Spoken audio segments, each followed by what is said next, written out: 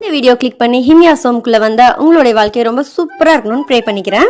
இன்றைக்கி ஒரு சூப்பரான க்ரன்ச்சியான ப்ரான் ஃப்ரை எப்படி செய்யலான்னு பார்க்கலாமா? இதுக்கு ஒரு பவுலில் ஒரு 300 கிராம் அளவுக்கு இறால் மஞ்சள் தூள் போட்டு க்ளீன் பண்ணி எடுத்து வச்சுருக்கேன். இதுக்கு தேவையான அளவு உப்பு, அதுக்கப்புறம் 1 டீஸ்பூன் தனி மிளகாய் தூள் போட்டுக்கோங்க. இது காரத்துக்கு ஏற்ற மாதிரி அதிகமாகவோ இல்லை கம்மியாகவோ போட்டுக்கலாம். அதுக்கப்புறம் 1/2 டீஸ்பூன் கரம் மசாலா, 1/2 டீஸ்பூன் ஜீரகத்தூள், அப்புறம் ஒரு 1/2 டீஸ்பூன் இஞ்சி பூண்டு பேஸ்ட் போட்டுக்கோங்க. அப்புறம் ஒரு 2 டேபிள் ஸ்பூன் கார்ன்ஃப்ளவர் போடுறேன். 2 டேபிள் ஸ்பூனுக்கு 1 டேபிள் ஸ்பூன் அரிசி மாவு, 1 டேபிள் ஸ்பூன் மைதா, இந்த மாதிரி ரேஷியோவில் எடுத்துக்கோங்க. அதுக்கப்புறம் இதில் ஒரு டேஸ்ட்டுக்காக 1 ஸ்பூன் டொமேட்டோ கெச்சப் ஆட் பண்ணுறேன்.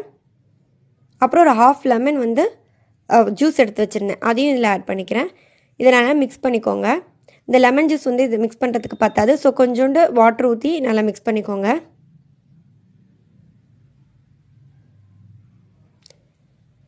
இதில் குட்டி குட்டியாக கட் பண்ணி வச்சுருக்க கருவேப்பிலையும் இதில் ஆட் பண்ணுறது, இதனால ஃப்ளேவராக நல்லாயிருக்கும். இந்த ஃப்ளேவர் அதுக்காக தான்.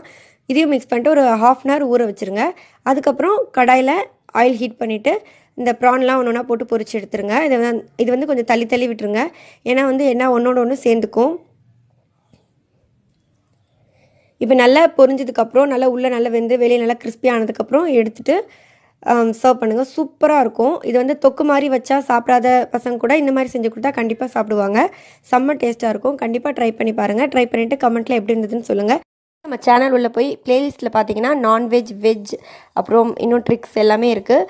ஸோ ப்ளீஸ் சப்போர்ட் பண்ணுங்கள். எல்லா வீடியோஸும் பாருங்கள். இந்த வீடியோ உங்களுக்கு பிடிச்சிருந்துச்சுன்னா லைக் பண்ணுங்க.